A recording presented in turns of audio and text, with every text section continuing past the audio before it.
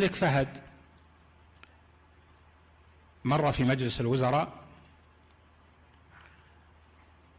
وكان في مجلس الوزراء مهيب جدا، لا يكاد أحد يتكلم في حضرته إلا بالشيء الضروري. وكان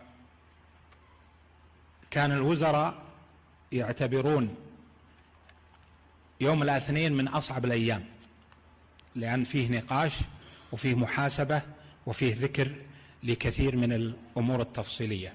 مرة فيما يتصل بشؤوننا يعني وأعمالنا، مرة تكلم أحد الوزراء عن الجمعيات الخيرية لتحفيظ القرآن الكريم في المملكة، وقال الوزير الزميل جزاه الله خيرا، قال باجتهاده ورغبته في الإدارة في تحقيق الأمر الإداري، قال الآن وجود الجمعيات الخيرية فيها ازدواج مع المدارس النظامية، فالمفروض ما يكون في تدريس القرآن في المساجد بهذه الطريقة. قال له الملك فهد: خلك في شغلك، لا تتدخل في غيرك.